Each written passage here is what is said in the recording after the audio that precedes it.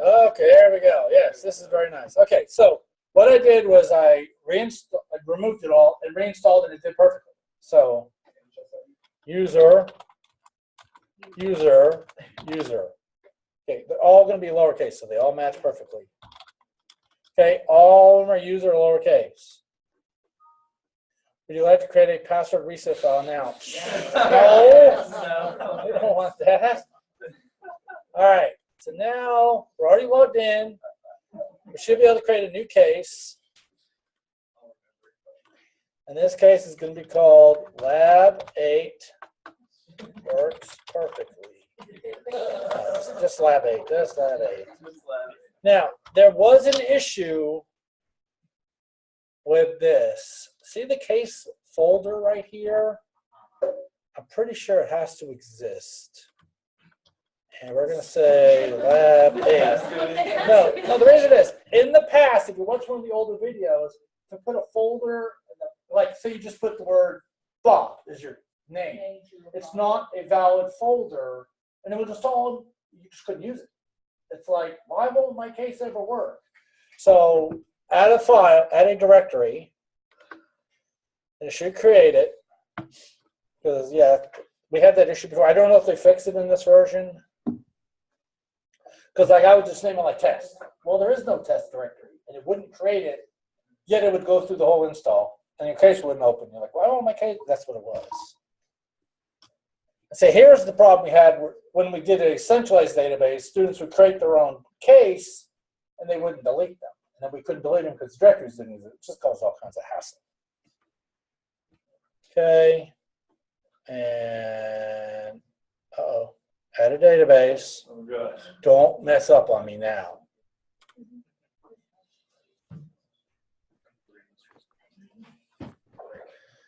Oh, it's working. It's working. Wow. Yes. Okay. All right. So now we can go back to actually follow the instructions. I can get them to open underneath there somehow. Don't you love screens like this? All right. Just like it did, I go to click manage evidence. I manage evidence, click cancel. So we're going to click cancel, okay? Okay. Follow the instructions. Then under evidence, click import memory dump right here. See this? We're going to call it, let's see, call agent Lab8. It really doesn't matter, but we're just going to call it Lab8.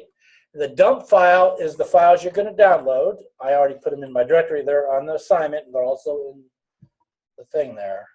And then that should be the swap file, which it is. So far, so good. Oh, we got it. Okay, you got to do this one first. Fine. You mean like that. And then say OK. Then there it goes.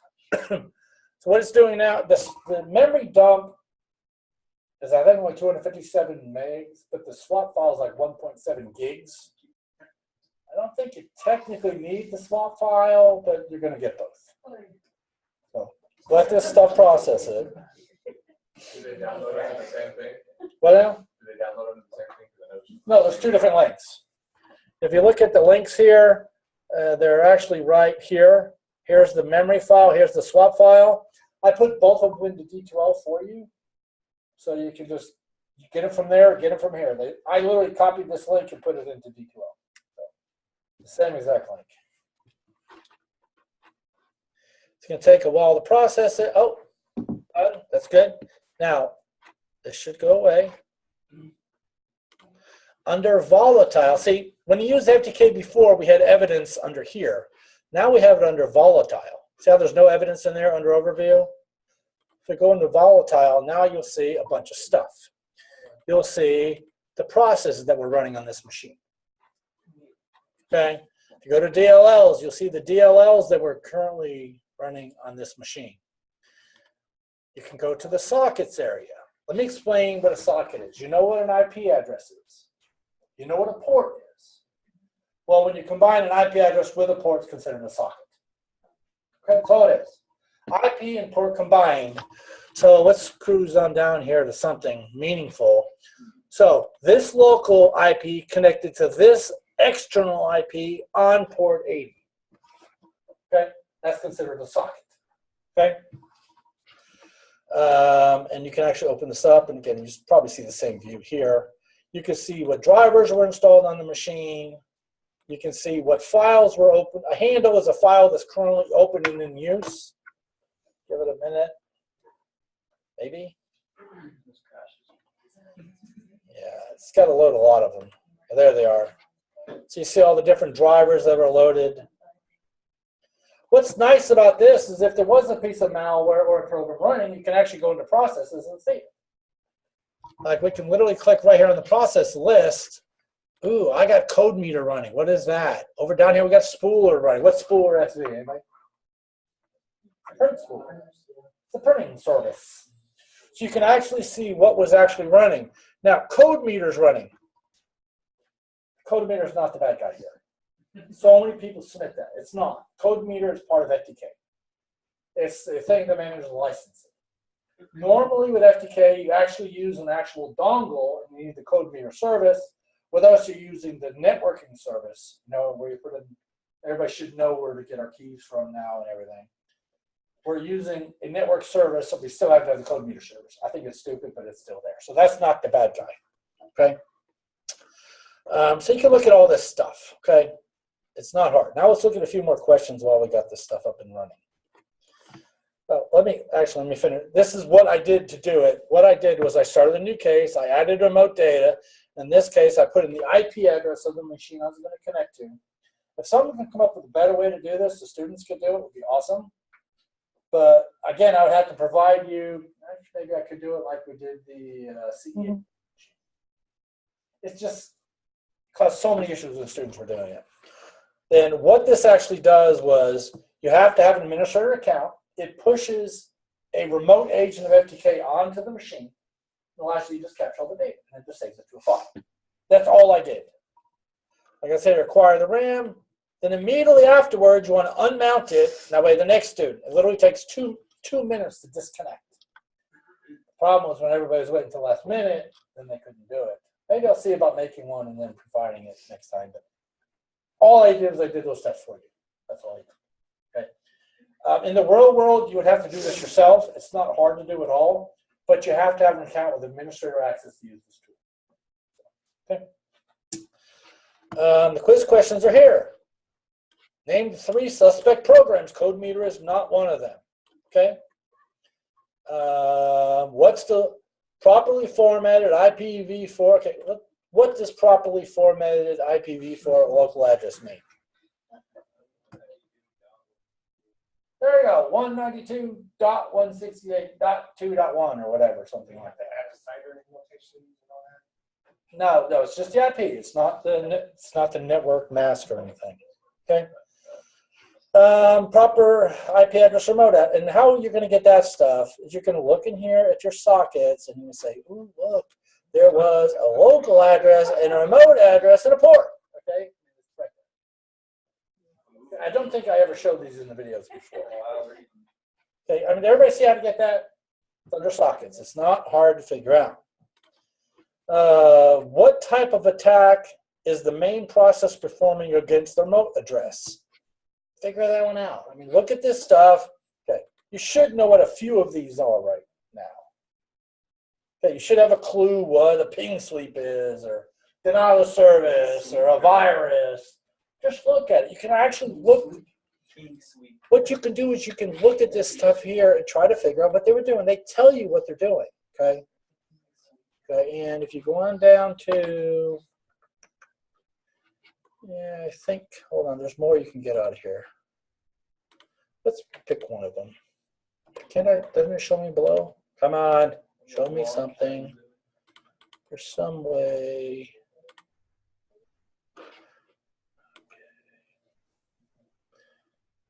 But, okay, no, it won't show, but you will be able to figure out by looking at that very screen that's on there right now.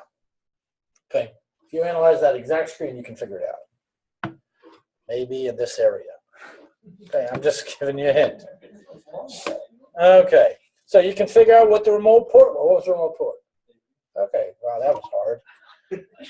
Okay, Now, once you find the 3 suspect files, where were they located? We'll go under processes, and it'll tell you. If you go to the processes tab, you see the Explorer was running from the Windows directory. That kind of stuff. Okay, pretty simple to figure out there. You can do searching. Now, I want to bring up the other version of FTK. You can do searching through FTK 6. Let's see if we can get that working here. You can do a live search. Actually, yeah. Let me explain the 2 different kinds of searches. Index search means when we imported the data, it indexed every single file. So if I was to go in here to index search, and I typed in, let's come up with the search term. Refresh. Still kind of like it's not refreshed, doesn't it look that way? Come on. Oh, there it is. Okay, let's search for a dog. I'm going to say dog. There's no dog. Okay, give something. How about cat? Cat spelled correctly. Seriously? It didn't do index search? Let's do live search then. Live search will actually search the data. There it goes. Now we're doing a search for cat, and we're going to do search. And it's actually going out right now and going through the data and looking for the word cat. It's processing it right now, and you can see it on the right-hand side. I don't know why the other one didn't do it. And it showed that it finished. Is it done? Yeah, it's finished. So there's the live search results. And it found no results. I don't want to search for something I know is in there. Let's see. I don't want to search for something I know is the answer. Well, let's do Gmail. He might be in there. Okay, Gmail. And then we are going to do search again. It's going to now search for Gmail. Search ID was queued. Now it's processing. Should be finished here in a sec. Finished. Okay. Did it find any results? Naturally, there's not a darn result. What the heck? Let's see. Okay. See, gmail.com should have given you something. But while that's up, I'm going to run all kinds of crap going on in my house. Access data, FTK 1.81. I like to search better in this tool. Hopefully they don't crash working together. It's kind of like it didn't index it correctly. I don't know, maybe it didn't. Okay. If you want to save, no, we don't want to save anything. Come on, you can do it. Start a new case. This will be case number 3.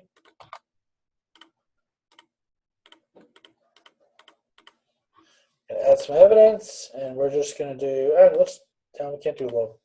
Let's do an individual file this time. That's on my desktop, Digital Forensics, Lab8. And let's get the memory dump, which should be the smaller. Yep. And we'll give it a 3 here. I'm going to say OK.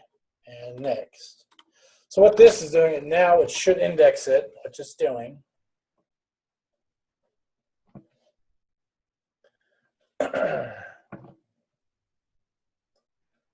Hopefully it doesn't take too long.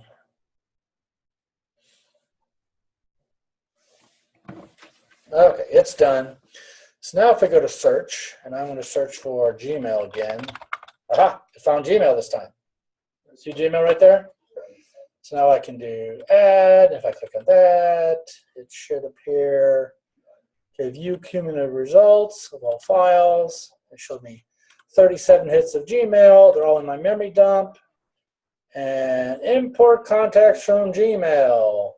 Gmail keep alive file. So I like to search better on this tool. So that's why I said use both of them. This tool does not support the volatile memory. You won't be able to see the sockets and the processes and drivers, but the search in this one works much better. Yeah. Okay, obviously. I don't know why the other one didn't find it, because obviously it's there. So, So everybody okay on how this works? How the search works in here? Again, index search means when we import, it was already indexed. Live search is better. Maybe we're looking for a credit card. You can actually put in a regular expression. Like, let me go to that real quick. Let's go to cancel, search. Where's the live search button? Oh, duh, right there. Okay. Now, if I click this, I can give me, there's regular expressions. And it should give me like a credit card. And I think there's a way to edit that file. I don't know, but let's just do a search on this. Now it's actually going through all the data looking for a valid credit card. It's looking for a combination of numbers. It's like 4 digits and 4 digits for a credit card. Oh, and I found some. So live searching is more kind of like when I grade your homework. I'm looking for certain things in your answer. Because who knows what Christina is going to enter. The answer is 5. The answer. Rather than just 5, we need to include the answer is. It's like Jeopardy, you know? Yes. Okay, it's almost done. Now we're going to view the results.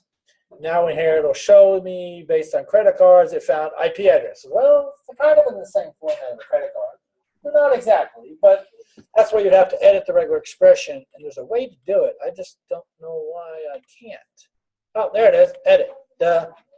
Here's IP address. It's looking for, could be some spaces or digits, then 0 through 9, 0 through 9, maybe a period, and then, you know, number.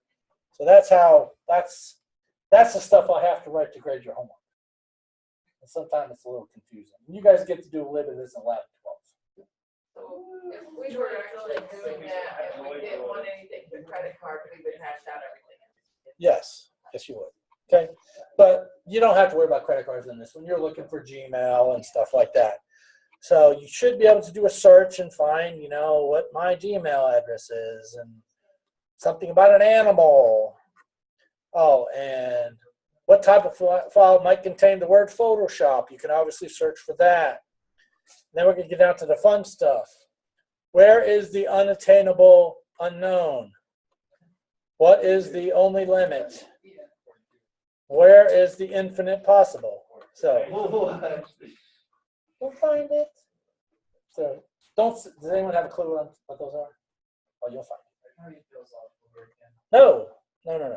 Okay. Did Roy create this one? No, that's my favorite one. Yeah, I love those. So everybody okay on what we're doing on this one? So I do recommend using both tools. You need the volatile from the 6 version, but use the search in this one. I don't know why the search didn't work in 6 because it should have. So normally you can just click on index search unless I didn't click something right. Yeah, but I typed in Gmail, didn't I? It didn't find nothing. It's kind of like it didn't load right or something. Okay, Gmail. Add. Index not found. See, it said what? So, see, it should be showing in here. Remember when I typed in Gmail and the other one, it instantly appeared? It's not appearing on this one. I don't know why. It's kind of like it didn't index. Maybe when I imported the data, I didn't click the box to index it. Let's see. Evidence. Process manually carved items. There might, no, there's nothing manually carved. So I don't know. There could have been an option when I was bringing it in to index the case. I don't know. I might have missed that. Because I did import memory dump. Yeah, see, there's no option there to index, but there should be add remote, process, import. I don't see anything about edit. I mean, whatever. Edit. Restore, mount. There should be one for index, and I don't know why it's not there. But you can use the other one, so that's not a problem. Okay. Then when you're done with this, you close this out, and it'll come back up to your database. I recommend when you're all finished to delete and delete your case. Okay. Now when you're not finished, obviously don't delete your case. But when you're finished, delete it, and then you can remove the program and remove the database at the end of the semester. Because that's the part I couldn't do, because I try to go and delete student stuff. It's like, file doesn't exist. What? You haven't written the file yet? Oh, our file's already made. Files are in May. I think you can do the final in the other version, but I'm not 100% positive. Oh. So leave this one just be safe. Which one did he say? Leave the 1.8, 1.6. Okay. But you need the volatile for this one. Okay? Any questions? Once we got it installed, that's what it was already installed is what the problem was. I tried to reinstall, it was already installed and caused an issue. Once I removed it, yeah. So once we removed it, it literally did the install perfectly. I didn't have to reboot or nothing. So I thought that was good. All right, well, I'm going to stop the recording, and that's all for Lab 8. You got a week to do it.